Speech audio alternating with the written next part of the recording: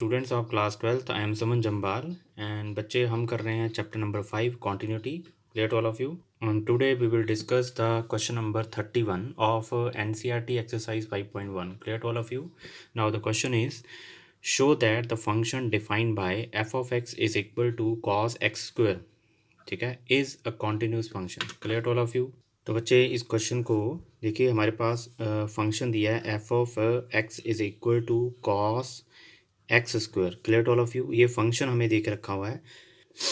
अब इस फंक्शन को करने के लिए हमें ये जो कॉस एक्स स्क्वायर है ये कंपोजिशन है टू फंक्शंस की, ठीक है।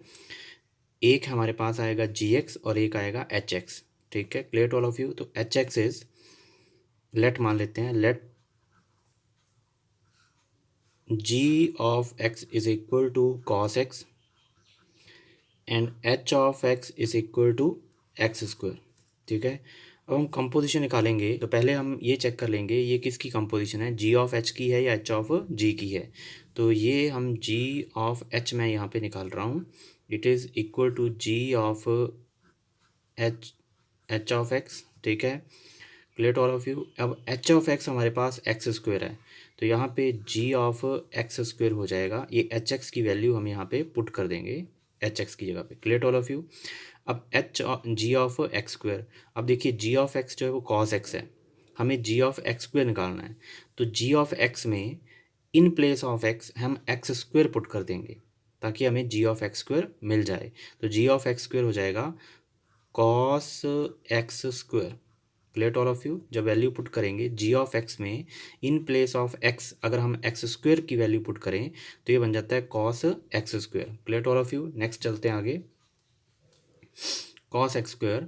तो अब देखिए इट मीन्स कि f of x is the composition of g of h, ji of H x की कंपोजिशन है।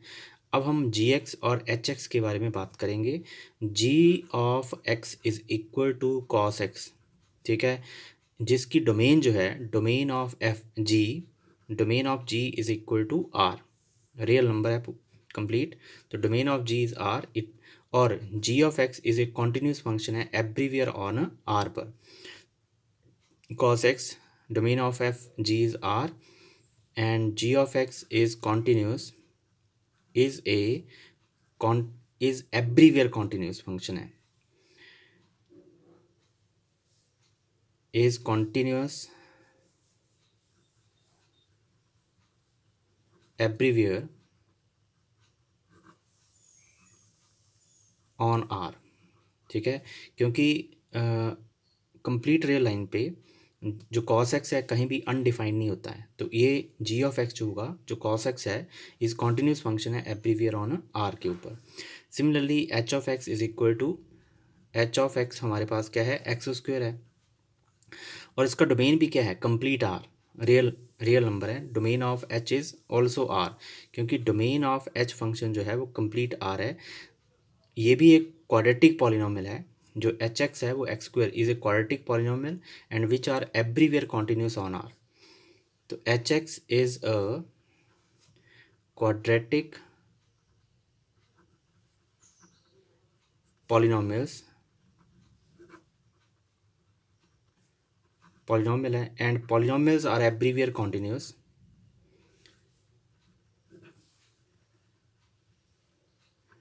polynomials are everywhere continuous on R, R के ऊपर हर जगह कॉन्टिन्यूस होता है, ठीक है। अब जी एक्स भी कॉन्टिन्यूस फंक्शन है, एच एक्स भी कॉन्टिन्यूस फंक्शन है। तो अगर कोई दो फंक्शन कॉन्टिन्यूस हों तो उनकी कंपोजिशन जो है वो भी कॉन्टिन्यूस फंक्शन होती है। The composition of two continuous function is also a continuous function, ये थ्योरम है एक, ठीक है। तो by theorem that the composition of two continuous function is a continuous function, clear to all of you. तो यही थ्योरम हम यहाँ पे अप्लाई करेंगे। It means composition of f of x क्या हुआ, ठीक है। तो यहाँ पे by theorem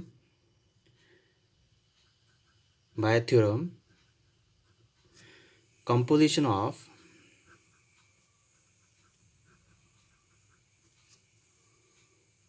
to continuous function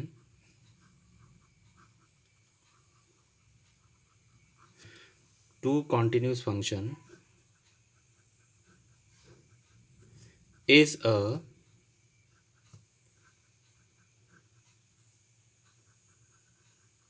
continuous function. ठीक है, the composition of two continuous function is a continuous function. ठीक है, ये हमारे पास एक थ्योरम है. Clear to all of you. इसका मतलब f of x is equal to g of H x. ठीक है, एफ ऑफ एक्स जो है वो कंपोजिशन है जी और एच एक्स की. G of H x is equal to cos x square is a continuous function. ये एक कॉन्टिन्यूस फंक्शन है. Clear to all of you. तो ऐसे ही इस क्वेश्चन को आपने करना है. Clear. Now the next question 32 is show that the function defined by f of x is equal to mod of cos x is a continuous function. ठीक है, ये एक continuous function है. clear to all of you. ठीक है, तो f of x is equal to mod of cos x. ठीक है, यहाँ पे हमारे पास ये फंक्शन आ गया कि f of x is equal to mod of cos x.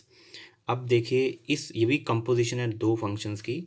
तो यहाँ पे हम लेट मान लेते हैं. लेट दो फंक्शन हम ले लेते हैं यहाँ पे. Let g of x is equal to cos x and h of x is equal to mod x. ठीक है, ये दो फंक्शंस हैं और ये दो फंक्शन की इन दोनों की कंपोजिशन है. क्लियर.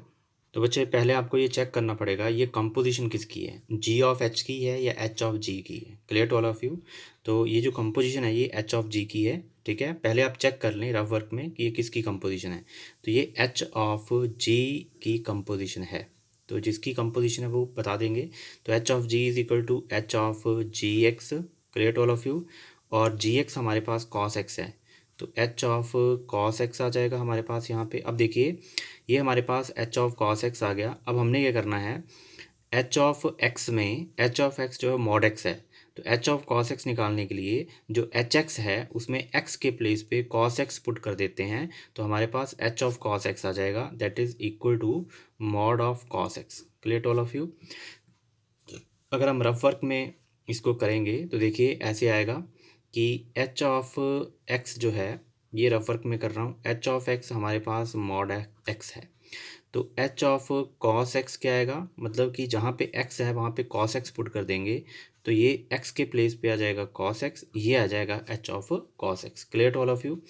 ऐसे ही इसको तो ये कंपोजिशन जो है वो एच ऑफ जी एक्स की कंपोजिशन है कॉस ऑफ मॉड एक्स. ठीक है, अब हम जी एक्स और एच एक्स के बारे में बताएंगे कि ये कॉन्टिन्यूस हैं या नहीं है. तो देखिए जी ऑफ एक्स जो है G of x is equal to cos x.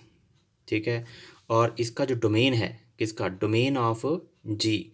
Domain of G जो है वो कंप्लीट रियल लाइन है आर. ठीक है, ये एक्स की किसी भी वैल्यू पे ये फंक्शन अनडिफाइंड नहीं होता है. It is continuous everywhere on the real line के ऊपर. तो जी of x is continuous is continuous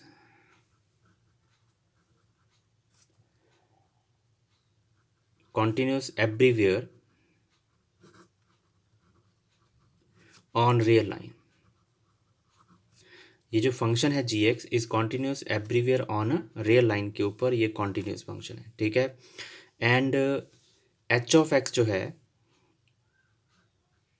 H of x that is equal to mod x और इसका जो डोमेन है वो भी आर है. ठीक है, मतलब रियल लाइन के कोई भी वैल्यू आप पुट कर देंगे ये कभी भी अनडिफाइंड नहीं होगा. Clear to all of you. तो H of x is also continuous function on real line.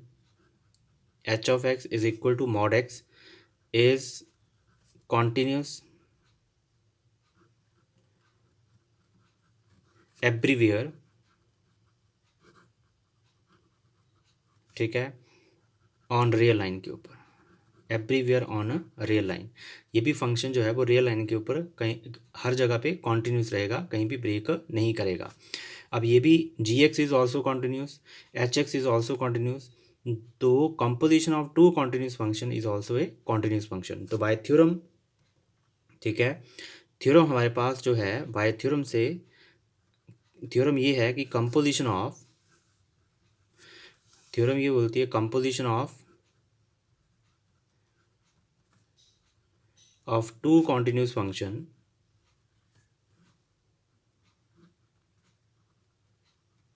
Function is a continuous function है। The composition of two continuous function is a continuous function. Clear to all of you. ये हमारे पास result है theorem का कि composition of two continuous function, दो continuous function की जो कंपोजिशन है वो भी एक कॉन्टिन्यूस फंक्शन होता है। अब देखिए एफ ऑफ एक्स जो है वो कंपोजिशन है किसकी, एच ऑफ जी का कंपोजिशन है ये, ठीक है। H of G that is equal to mod of cos x, ठीक है। तो ये जो कंपोजिशन है is a continuous function, is a continuous function. ठीक, clear to all of you.